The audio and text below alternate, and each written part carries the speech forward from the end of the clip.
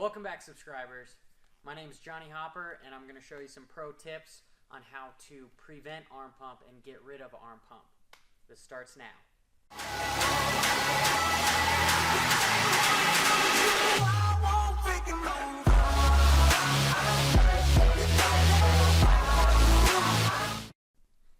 Tip number 1, getting rid of arm pump.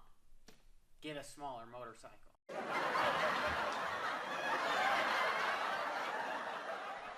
Nope, that's wrong. Why are you even listening to me? Why are you watching the video? Oh yeah, that's right, because you're like this, and this, and I can go on.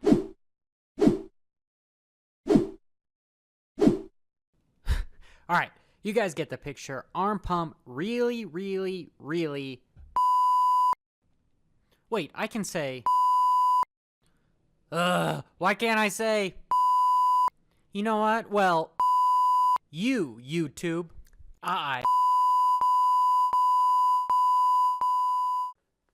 Alright, enough playing around. You guys are probably thinking I need to get back to training and trying to qualify for some of these races so I had less time on my hands so you wouldn't have to be stuck here with all this nonsense. But let's get into the science of arm pump. The technical term is exertional compartment syndrome. Essentially what it is it's a pooling of the blood that happens in our forearms, making the blood unable to easily flow from our hands, which help control the throttle, the clutch, the front brake, back to our heart. And the pooling of blood creates pressure in our forearms that negatively affects the mechanics of the muscles. That's why it's very hard when you're racing or you have arm pump to continue to use those vital controls. The clutch, the front brake, the throttle. Alright, so what are the causes of arm pump? The first one I see is people holding onto the handlebars too hard. It's a very common mistake. We don't ride with our arms. We want to be very loose, not tight at all. We squeeze with our knees, and therefore we can almost have our fingertips barely any pressure on the handlebars. Another common cause is lack of strength. So if you've just noticed that you upgraded to a bigger bike and you keep getting a lot of arm pump and you're wondering why that is, well, it's probably you need to gain some more muscle mass because the bigger motorcycle creates more horsepower. Therefore, you need to be stronger to be able to hold onto it with your legs. An overlooked cause is breathing. People don't pay attention to that. Have you ever started a race and if you notice, you hold your breath if you're not relaxed and you instantly have arm pump after the first lap? Not to mention, most riders don't know how to breathe properly. Just take a step back and next time you're at the track, pay attention to how you're breathing.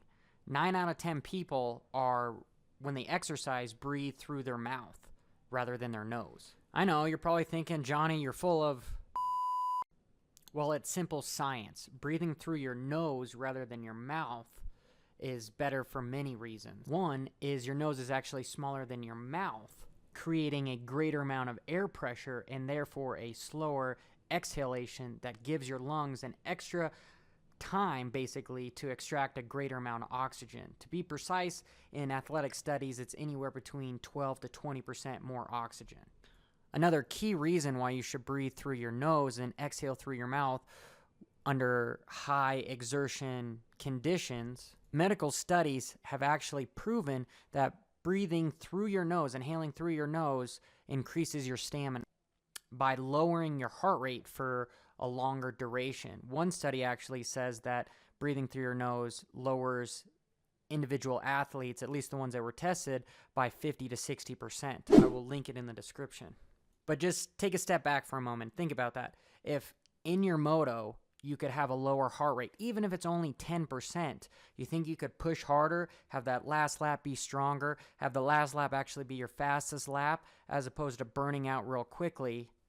Not to mention having more oxygen in your lungs is going to push more blood to your extremities, your forearms, your phalanges, your fingers, therefore increasing the blood flow so that it's actually easier to push those blood actually out of your forearms, therefore creating a lower risk of actually having arm pump. Now to talk about how to eliminate arm pump. Well, one of my tips is actually using nasal strips. And again, I've got more medical studies behind this that I will link in the description, where one says that in high-performance, well-trained athletes, the data for nasal breathing strips mechanically expands the walls of the naval cavity, you know, the little skin on the top of your nose, well, around your nose. It lifts it up using this strip that actually enables a bigger hole, per se, so that you can take in more oxygen, so that you can get more oxygen to your muscles and therefore create better blood flow through everything, so that you don't have any lactic acid build up and you can increase your stamina, essentially. In closing, I'm going to show you some pro tips on how to get rid of arm pump when you already have arm pump. We've all seen the Forearm Strong by Alden Baker, or if you haven't, here it is. This guy's expensive, $120, and I'm going to show you how a 99-cent hair tie can be just as effective. Because what the Forearm Strong is designed to do, to put pressure on your forearm to try to force blood out of your forearms. Well, a hair tie can do the same thing by putting it on your fingertip and doing a reverse stress ball. You know, when you squeeze a ball, you're actually flexing your forearm muscles and you're pumping blood into them. Well, if you are extending your fingers outwards, what you're doing is you're forcing the blood to go out of your actual forearm, doing the exact same thing that the Forearm Strong does, just at 100% less the cost. And this is silly, guys, but this is another pro tip.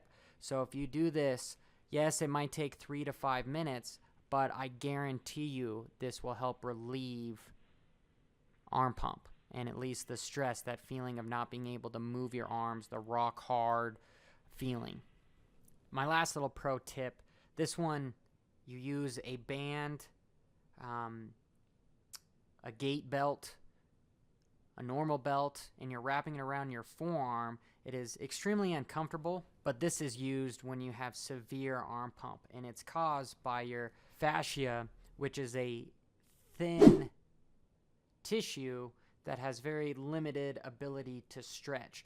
And when your forearms get so inflated with blood, well, it rubs up against there and it creates actual pain, and it's hard to move your hands. So what we're doing is we're wrapping that as tight as we possibly can. We're going to push like a stress ball. We're going to try to pump up what we can get blood in there, and by releasing and then letting the band go, it's actually going to flood the pressure out of your forearms. The blood is going to release from your forearms. So that is it, guys. Hopefully this video is helpful. Hopefully you can try a couple different things to prevent arm pump and get rid of arm pump. Thank you, as always, for watching my videos.